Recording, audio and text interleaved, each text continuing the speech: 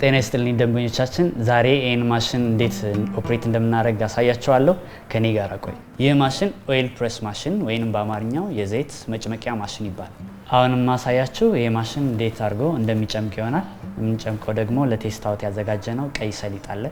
እሱን በ250 ዲግሪ ሴልሺየስ እንዴት ተረፈ ምርቱንና ዘይቱን እንደሚያወጣልን እናያለን። ይህንን ቀይ ሰሊጥ በዚህ ማሽን እንዴት አድርገን እንደምንጨምቅ አሳያችኋለሁ። ተከታተሉ። በመጀመሪያ ይሄ ማሽን ምቹ ቦታ ላይ መቀመጡን ማረጋገጥ ይኖርብናል። ምክንያቱም ምቹ ካልሆነ ማሽኑ ተንሸራቶ ሊወድቅብን ስለሚችል። ከዛ በኋላ ሶኬታችንን በአግባቡ ከሰካን በኋላ ፓወር ኦን ስዊች እናበራለን። ከዚህ በመቀጠል ለዚህ ቀይ ሰሊጥ 250 ዲግሪ ሴልሺየስ ሰተን ማሽኑ ያንን ለ6 ደቂቃ ከጠበቀ በኋላ ወደ ስራ ስለሚገባ እሱ እናያለን። ይህን ማሽን እንዴት 250 ዲግሪ ሴልሺየሱን አጀስት እንደምናደርግ አሳያቸዋለሁ። አሁን ከስታርት በኋላ ኦይልና ቴምፕሬቸር የሙቀት መጠኑን መጨመሪያና መቀነሻ ናቸው ብያቸዋለሁ። በዚህ መልክ ኦይልን በመንካት ቴምፕሬቸሩን እንጨምራለን። በዚህ መልክ ደግሞ ቴምፕሬቸሩ የሚለውን በመንካት ቴምፕሬቸሩን እንቀንሳለን ማለት ነው። ስለዚህ እኛ የምንፈልገው 250 ዲግሪ ሴልሺየስ ነው። ለዛ ደግሞ 250 ላይ በዚህ መልክ እንጠቁማለን። ከዚህ በኋላ ስታርት በተንን በመጫን ወደ ስራችን እንገባለን ማለት ነው። የምታዩትን አሁን ለ5 ደቂቃ እንጠብቀዋለን።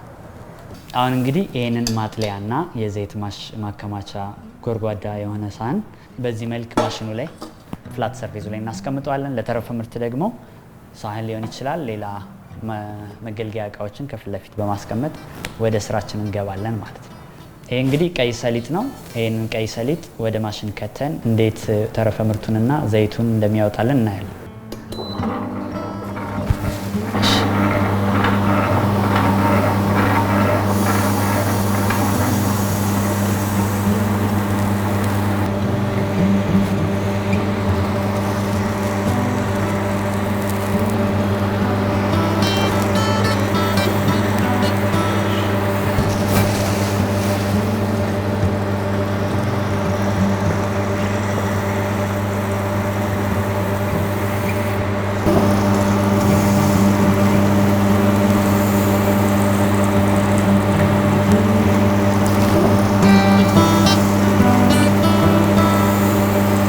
አሁን እንደዚህ የበዛውን ተረፈ ምርት መቀነስ ይኖርብናል። በዚህ መልክ እናስወግደዋለን። የወጣውን ተረፈ ምርት በማከማቻ ላይ ካስወገድን በኋላ አሽገን ለእንስሳት እንደ ምግብነት ስለሚያገለግል ወደ ሽያጭ ማቅረብ እንችላለን። ማሽናችን በዚህ መልክ ጨምቀን ከተገለገልንበት በኋላ ስንጨርስ ከማቆማችን በፊት ሪቨርስ ማድረግ ይኖርብናል። ይሄ ደግሞ የሚያገለግለን በኋላ ላይ ወደ ጽዳቱ ስንገባ ጥግ ላይ የተሰበሰቡትን ተረፈ ምርት ወደ ኋላ ጎትቶ ያቀርብልናል ማለት ነው። ለመጽዳት ምቹ ይሆናል። አሁን እንግዲህ ማሽኑ ከጨረሰ በኋላ ስታርት በተንን በመንካት ማሽኑ ይቆማል። ከዚህ በኋላ ሪቨርስ እናደርገዋለን። ሪቨርስ ኢንዲኬት የምናደርገው ደግሞ ስታርት በተንን ለ3 ሰከንድ በመጫን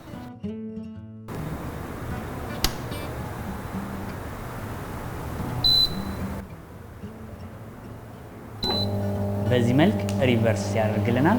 ለ20 ሰከንድ እና ከ20 እስከ 30 ሰከንድ ድረስ ይዘን ተጭነን መቆየት ይኖርብናል።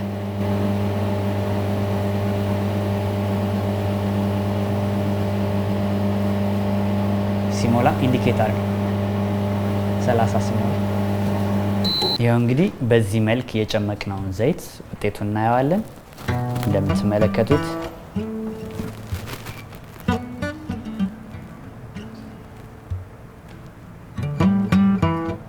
የጨመቅነው ዘይት ከ6 እስከ 8 ሰዓት ባሉት ጊዜያት ውስጥ ከጠለለ በኋላ የምታዩትን ይህን የመሰለ ንጹህ ዘይት ማግኘት እንችላለን።